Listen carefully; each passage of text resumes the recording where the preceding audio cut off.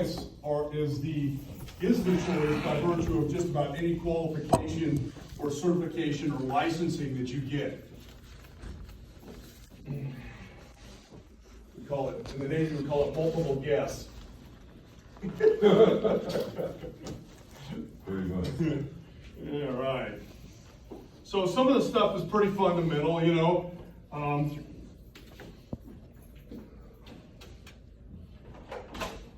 Some of it is, you know, physiological, psychological. So study, okay, right? That's obvious, right? But don't study any later, no later than 48 hours before the test.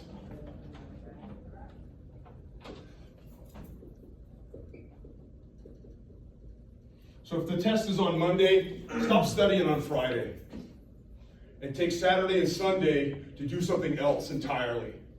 Go fishing, go for, take the old lady up to the cabin, or, go to the park. Do something that has nothing to do with the topic, the subject, or studying or cramming information. The way the human brain works is it works by digesting, it digests information in a fashion that is not immediate. It digests information kind of over time. You can absorb it pretty well, but to regurgitate it immediately after you've absorbed it is a lot more difficult than you might think for the human brain to do. So what you have to do is you have to hit the pause button for all this knowledge to kind of sink in, and then when you approach it to be tested, you're fresh. You're fresh with your knowledge base. You're not all burnt out on the subject matter. I know from I've experienced this where I prepare for a subject that I'm going to teach in class too hard, and then I get up here and I'm like, geez, I'm almost better off having not really crammed as much as I just take some topics and put them up here, and then I just cover the topics. It's better to, study for 2 weeks a little bit each day than it is to try to jam it all in a 3-day period. So you want to study consistency over time.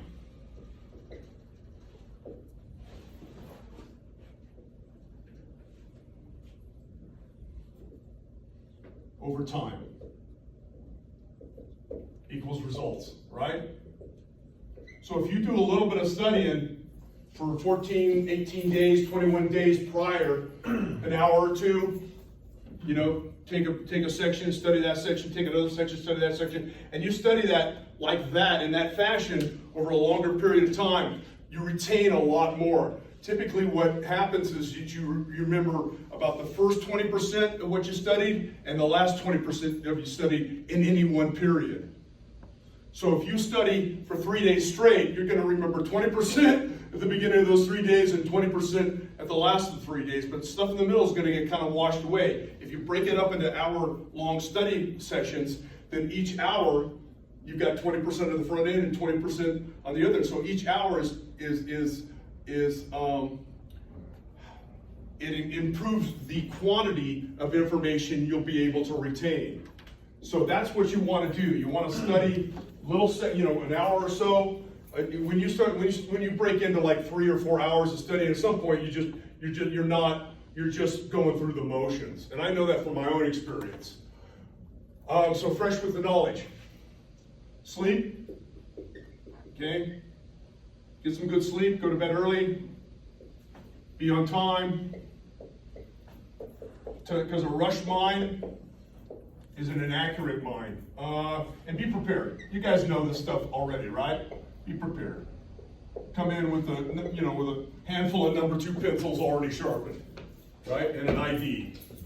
You know what I mean? I'm ready. I'm early and I'm ready. And you pick a seat. You pick the seat that you want. First in line, you get the seat you want. All the way to the back room facing the door, right? So you can see trouble coming.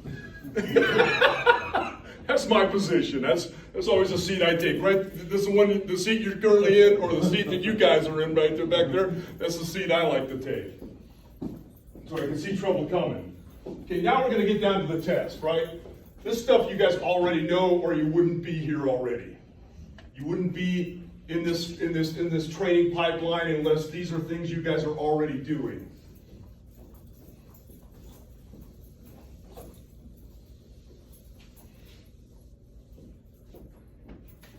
First and foremost, take all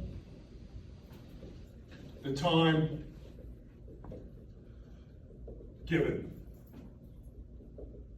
Okay? Which means if the test is 3 hours long, which is typically a Navy exam is 3 hours long, 250 questions. If they give you 3 hours, take 2 hours and 59 minutes. Take all the time you need. 2 hours and 59 minutes, right? And the reason you do this is so that you sort of pace yourself. Don't be in a hurry. Typically, they give you oodles of time for, what's the BOMA test? Is it 100 questions, 200 questions? 250, okay. Navy exams are the same thing. How much time do you get? I'm not too sure. Okay. 3 to 5 hours. I'm sure they don't give you 250 questions. I'm sure they don't give you any less than 3 hours. They may actually give you maybe 4. Okay? Take all the time that you need. And when I say time, I mean, number 2, read the questions completely. Don't think that you know this is a habit that some folks get in a hurry. They recognize something on the front end of a sentence and they go, oh, I know the answer, and they jump to the conclusion and they answer it based on maybe 50%, 75% of the question being asked. Read the entire question and then just as deliberately answer it if you know it. Okay? Answer what you know.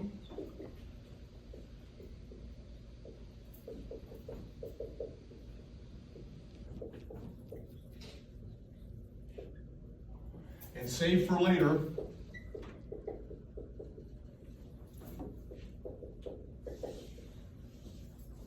what you do not.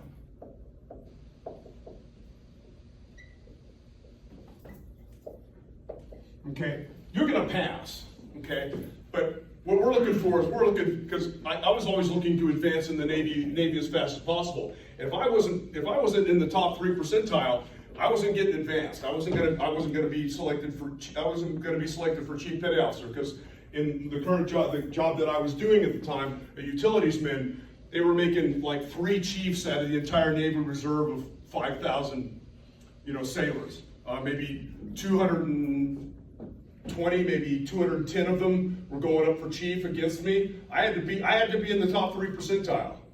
I had to be kicking some ass. This is about getting the 1s and 2s to push you up into that upper 5%, that 95% or better. Always track skipped answers. I don't know how many times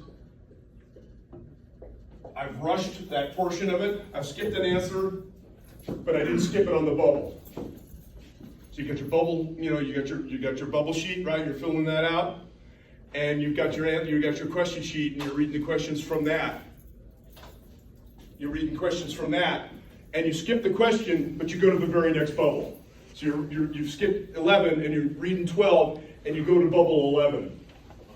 It's very common. So check and see where you're at about every 5 to 10 questions. Make sure you're apples to apples. 21 to 21, 27 to 27, 26 to 26. Make sure that if you skipped one, just put a little check next to the question. They say don't make any marks in it, but just don't make any marks you can't erase. Right? That's the way I look at it. I'm operating within the spirit of the law. I'm not going to make any marks that I can't erase. Just make a mark of the ones you skip so that you know how to, that one, 21, on the bubble sheet, I got to skip 21. I got to go to the next one. Track that. Because that can get the best of you if you just go great guns. Because at the end, you're like, wow, I'm done, and I've still got 4 more bubbles left. I'm at 255 or I'm at 245, and yet I'm at the last question being asked. So track that. Track your skipped answers.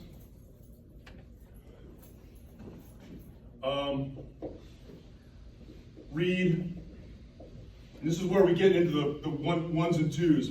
Read all of the answers. Because oftentimes it's A and B, or A and C, and that answer is on D. So you read the question, all right, and you hit A, and you're like, oh, that's right, boom, A. But further down it says A and B, or A and C, and you've now answered it halfway and you're now wrong. So read all of the answers, and if you got A or B, or A and C, or B or C, or E and D, whatever, consider that an answer if it looks like you've got that.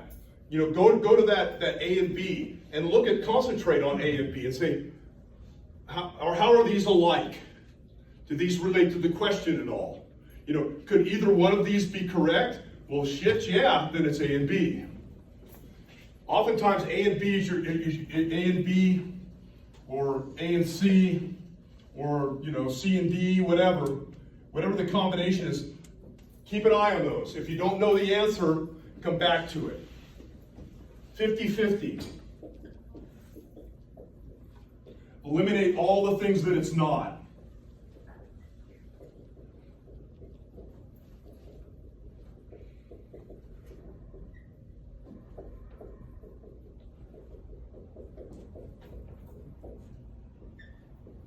Okay?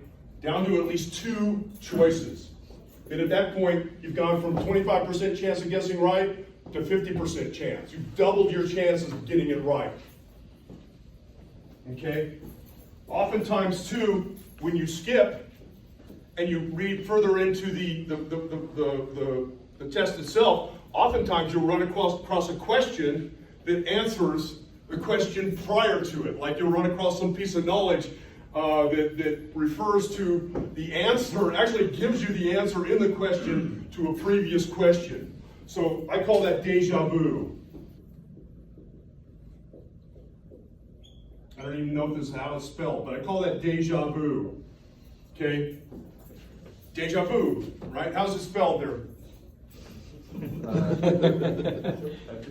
think it's just D-E-J-A and then V-U, but there's like an accent over, I think, the A. That's enough. Good enough, right? Yeah. We'll call it deja vu. I've been here before.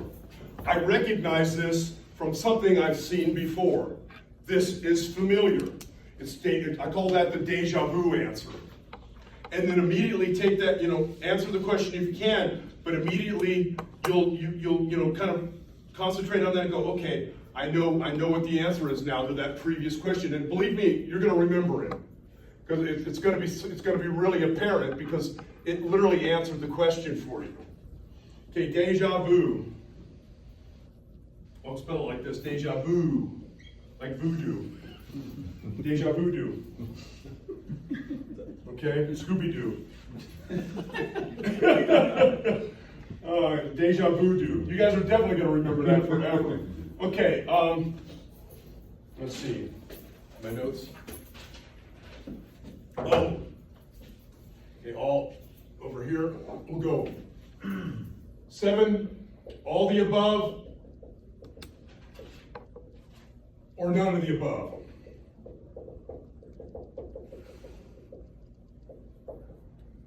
Okay? If you have no idea what the answer is, pick that. Pick none of the above or all the above. If you have no idea, pick that as your answer. Also, if you have no idea, this is the no idea zone. This is like just taking a stab at it at this point. And at this point, you've literally, I guarantee you've whittled it down to maybe 8 or 10 at the max that you haven't answered. You probably answered the rest of them 100%. Yeah, the next one is, if you have no idea, pick the longest answer. I guarantee as a test creator, I never put the wrong answer, the longest answer, ever. Ever in the 10,000 multiple choice questions I put into exams, I've never made the longest answer a wrong one, ever, and nobody else does either. So if you have no idea, pick the longest answer.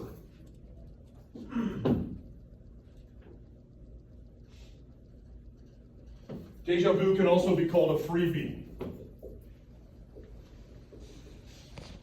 Okay, you get a freebie. That's why you move on. That you don't get stuck. You don't hang out in a place you don't have any choice for. You move on.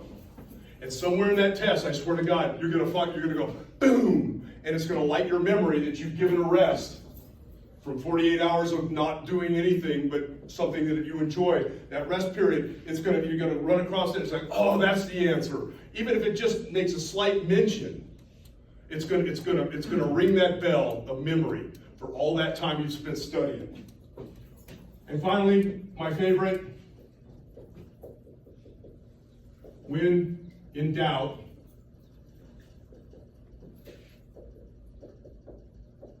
Charlie out. Okay. When in doubt, C. C is 37% more likely, or I think it's 37% more likely to be the answer than any other letter in the lineup. Even if it's a five answer multiple choice, A, B, C, D, E. C is symmetrical. It's especially more often in a 5 answer multiple choice question. People like symmetrics. They like things to be even. So do test takers. If you've got 5, it's C. If you have no idea, it's C. If you have no idea what it is, C. C. If it's not the longest one, it's not an all or above or none of the above, Charlie out, baby. Big C. I guarantee that you'll improve your test scores simply by studying, consistently over time, digesting that material over time. How do you lose weight? You cut back over long periods of time. That's how you build muscle. It's how you build memory. It's how you lose weight. It's how you get good at what you're doing. You take off bite-sized portions of something every day. You don't eat the whole apple at once. You do bite-sized portions every day. Next thing you know, you've eaten the apple. I guarantee this is going to improve your test scores 10 to 15%. If you're like in the 75%, 80 percentile, it'll improve your score 10, 15%. If you're upwards 50, 85%, 90%, it'll improve 5 to 7%.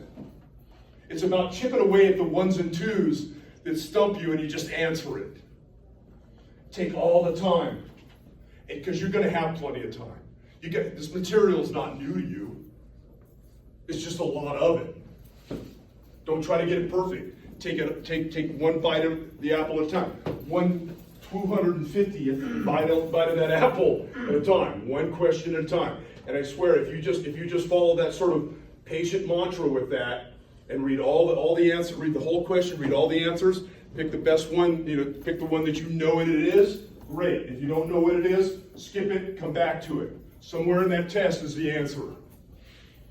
And if it's not, then I have no idea. I have no idea. No idea what it is. So I'm gonna hedge my bet and use these tools that Mr. Williams has provided us. And I swear, I'm telling you that, if you're down to 1s and 2s that you're missing, this is your game right here. This is your game. This is going to chip away at the 1s and 2s that you just have no idea. You want to make the best choice possible rather than getting it done. Don't just get it done. Don't just be done. Improve your performance in a fashion that you can use from now until hell freezes over, because they're not going to change the format to anything else.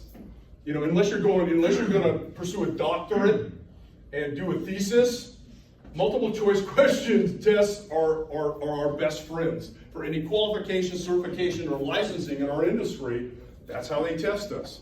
So why not be the best at it? Why not have a strategy that improves all the work I put into this thing by 10 or 15%?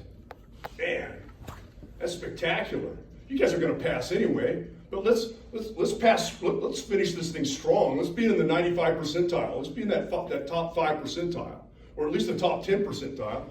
If we're gonna get a letter grade, may as well make it an A, right? You gotta show up to work every day, may as well be the guy in charge, right? You know, make it work, make it powerful, make your finish strong. You guys are at the end of your training, the end of your the pipeline.